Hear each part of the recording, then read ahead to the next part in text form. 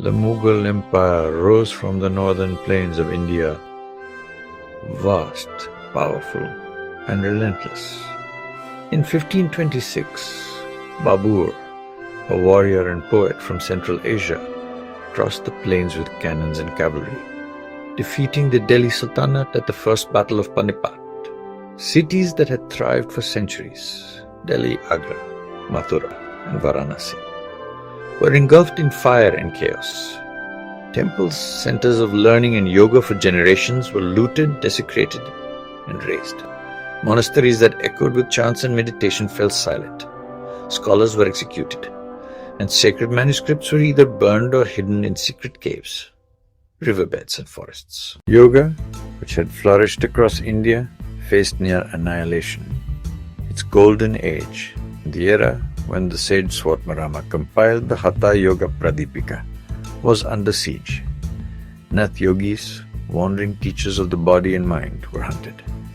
Saints like Kabir, the poet saint from Varanasi, challenged social hierarchies and spread inner liberation through song, while Tulsidas in Chitrakoot composed the Ramcharitmanas, merging devotion with yogic philosophy. The destruction intensified under Aurangzeb, who ruled from 1658 to 1707. Temples were systematically demolished across Varanasi, Mathura, Kashi, Ujjain, and Ajmer.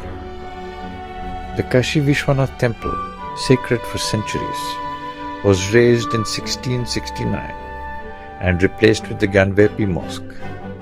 The Somnath temple in Gujarat, the Trimbakeshwar temple in Nashik, and numerous shrines in Vrindavan and Mathura were destroyed or converted into mosques. These acts struck at the cultural and spiritual heart of communities, erasing centuries of tradition. Yogis faced relentless persecution. Nath yogis and other ascetics were hunted, their centers dismantled, their sacred texts destroyed. Practicing meditation or teaching yoga became dangerous acts of defiance.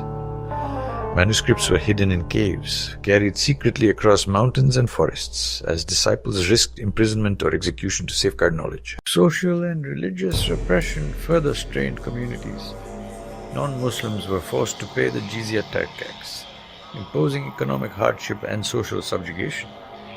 Instances of forced conversion occurred, particularly in contested regions. Temples, which had served as centers of learning, were no longer safe, and patronage for scholars, poets, and artists declined. Sacred rituals, pilgrimages, and festivals were disrupted. The spiritual and intellectual fabric of society was torn. Amid this darkness, Dara Shikoh, eldest son of Shah Jahan, emerged as a rare protector of knowledge. He studied the Upanishads and translated them into Persian as the Sarai Akbar, seeking universal truths and the essence of yoga. He traveled from Delhi to Agra to Ajmer, consulting with yogis and scholars, striving to preserve what was at risk of being lost. But politics and betrayal caught him. He was executed in 1659. His manuscripts were scattered, and much knowledge seemed lost forever. Yet yoga survived. Masters like Guru Mahadev trained disciples such as Arjun, hiding in Himalayan caves, forests of Madhya Pradesh, and along the banks of the Yamuna. Meditation, asanas, and philosophy continued in secret, passed quietly from teacher to student. Even as temples lay in ruins, manuscripts were buried, and practitioners were hunted. The essence of yoga, the breath, endured. Bhakti saints carried yoga's spirit further. Kabir's poems echoed through villages in Uttar Pradesh and Bihar, questioning dogma and social inequality. Tulsidas' verses reached Chitrakoot and surrounding regions, reminding people that yoga was more than a physical practice. It was a path to connect body, mind, and soul. Oral teachings, songs, and whispered lessons became lifelines, preserving what the Mughals had tried to erase. And yet, all of this destruction also shaped how India's spiritual traditions were perceived. What we now call Hinduism was not originally a religion in the way the West understands the term. It was a way of life, a collection of philosophies, rituals, and practices that shaped daily existence.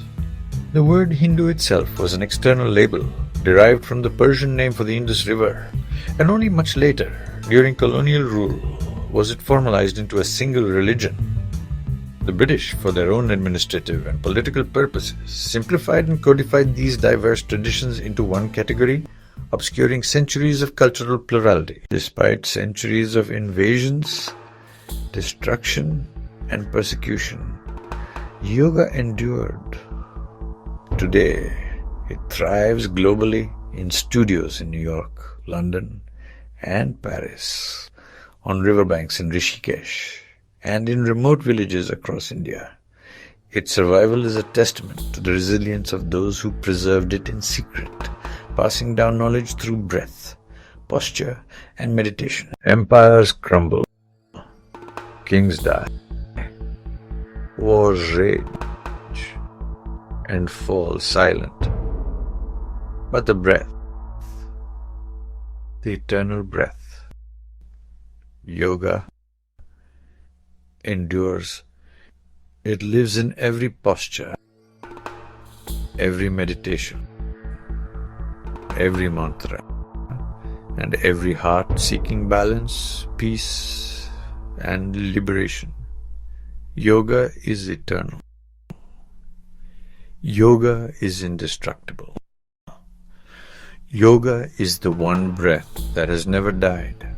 If you want to see how yoga survived the British Empire and spread across the world, subscribe and hit the bell to continue part 3 of our series.